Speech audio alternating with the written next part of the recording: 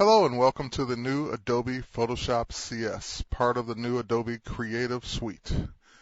What we're going to do today is take a look at the highlights of the new features of the Adobe Photoshop CS and Image Ready CS. Although we won't get a chance to look at every single new feature, we'll get a chance to look at the ones that are the most compelling. First of all, when you start off opening Adobe Photoshop CS, you'll notice that you get a new welcome screen. The welcome screen is there to help users get started with the new features, to learn some tips and tricks from the experts, even to set up color management, and of course to view the new feature highlights and new features at a glance.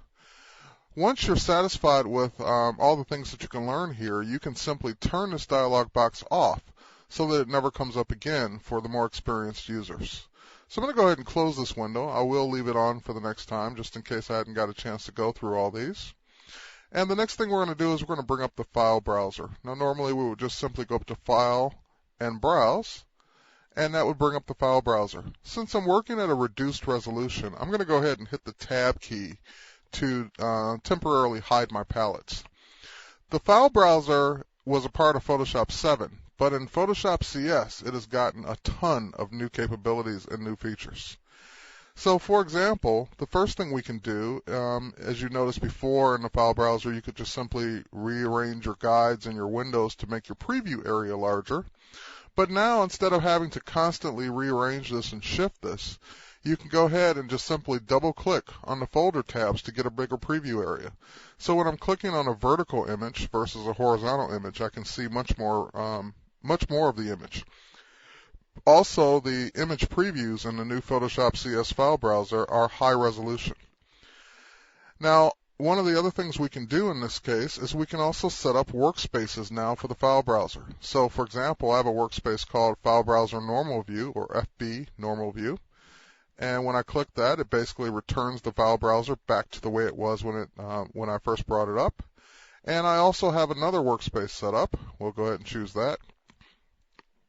Maximum View. And what that will do is give me a much larger preview area, especially for working on images that are, in this case, horizontal. So you can set up as many different workspaces as you want for the file browser as well as Photoshop in general. So I'm going to go back to normal. And the next thing I'm going to do is we're going to go ahead and talk about some of the other things that we can do with images in the file browser. For example, the thumbnail views that you've been using in the file browser up until this point were dictated to you by Adobe. So you had a small view, a medium view, a large view, but now we have this custom thumbnail size. So if I go up to my Edit menu and choose Preferences in the file browser, I can now tell the file browser what size custom thumbnail I want to use. And you notice that we have this little double arrow that when we actually highlight the name, we can just drag left or right to increase or decrease the size of the thumbnail preview. That's a feature that actually came over from Adobe After Effects and Adobe Premiere. So I'm going to go ahead and click OK on my new thumbnail size for the file browser of 270 pixels. However, nothing changed. That's because we're still viewing this with a large size. So we're going to go ahead and now choose my new custom size. And now my thumbnails are 270 pixels wide. So I can have nice big thumbnails or nice little thumbnails. The size is up to you, but now you get to pick your own size in addition to the sizes that come with Photoshop. So I'm going to go back to a large view. And the next thing I'm going to do is I'm going to select some images. I'm going to go scroll down here. We have some models that we want to select. So I'm going to select this one. I'm going to hold down my Command key on the Mac, or if you're on a PC, it would be the Control key. And we're going to just select various different versions of our model that we're going to be working with today. One of the other things that we can do inside the file browser now is we can flag images. So I can go ahead with these images selected. Here, let's do it again. Must have clicked outside of the image area there. We can go ahead and flag these images. And you notice now they have little flags next to them. That allows me to go in and view the flagged images or the non-flagged images or both. And with this feature, this allows me to quickly get to the images that I want to look at, sort of like having my own electronic light box inside the computer. So we can also go in, let's go ahead and do my unflagged for a moment. So these are all the other images. And if you had your own Lightbox, you'd be able to just simply pick up an image and move it around. And now you can do that inside of the file browser inside of Photoshop CS. So you don't have to live by the file name order anymore. You can just simply rearrange these images to your heart's content and put them in the order that you want to view them in. The next thing we'll do is we'll go back to our view of the flagged images. And I'll pick one of the images. And you'll notice that now we have this new metadata area over here in the file browser. And not only do we get to see the metadata like we did in Photoshop 7, but now we get to interact with it. So for example, if I scroll down here, we have copyright. Well, I can actually click into the copyright field, and I can say 2003 Wayne Roth for that image. And we can do it on multiple images. So for example, I can select, let's do all of these, and for the copyright information, yes, I know I want to edit more than one. We'll go ahead and do that. And it's just giving me warnings there that I'm doing this to more than one image. I'll go ahead and edit that copyright information for each one of these. So now that information is being added to each one of the images. That's a big time saver. As before in Photoshop 7 on down, you would have to open up each image, go into the file info, and put that information in manually, one by one. Now you don't have to do that anymore. You can do them all at once.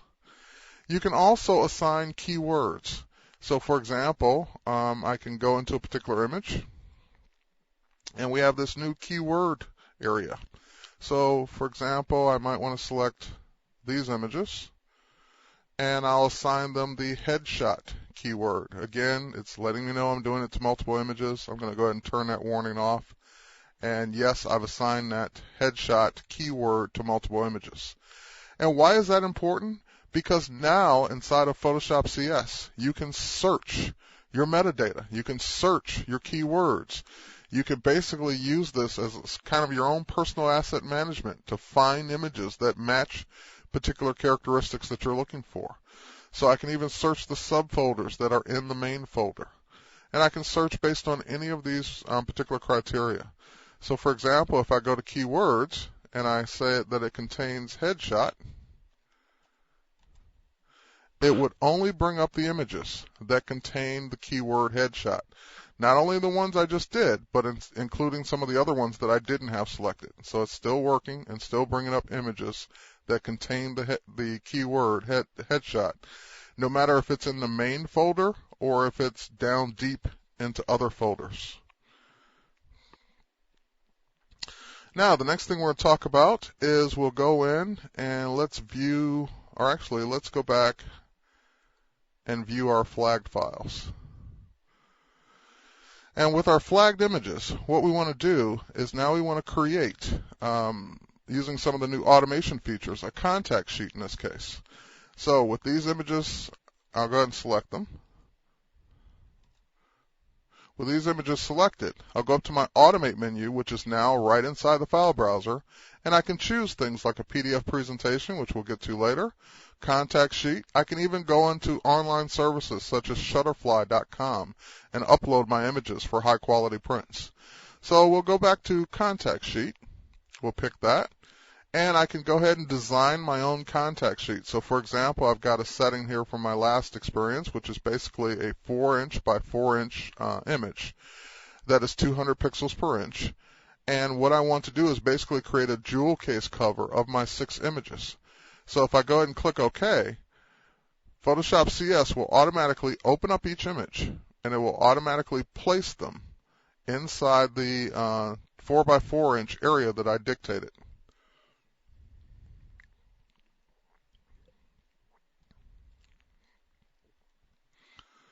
It's a huge time saver from being able to do that right inside the file browser instead of having to constantly go in and work with folders. So there's my contact sheet ready to print.